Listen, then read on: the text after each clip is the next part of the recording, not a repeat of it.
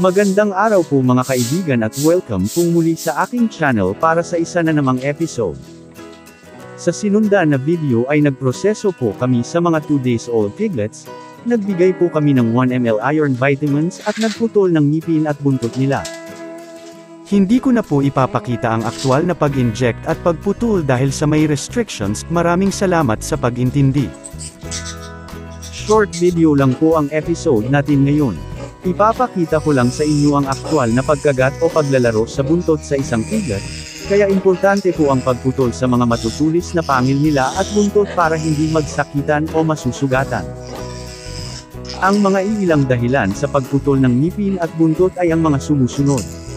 Una, maiiwasan ang pagkagat sa mga suso ng inahin dahil kapag nasasaktan ang mama pig ay titigil o hindi na talaga magpapasuso.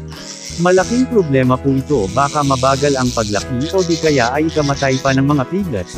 At pangalawa, maiiwasan na magkasakitan kung nagkukulitan, nag-aaway o kung ano pa man.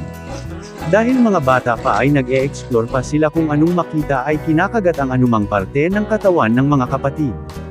Kapag nasusugatan ay prone to infection din ang mga alaga pati na rin ang mama pig.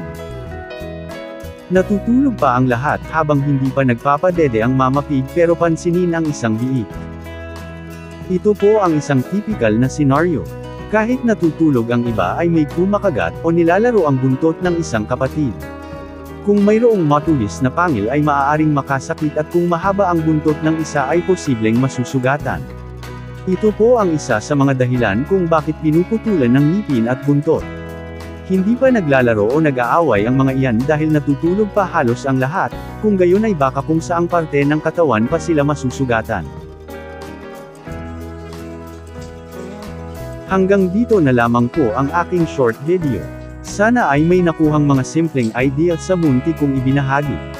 Maraming salamat sa panunood at happy farming po mga kaibigan.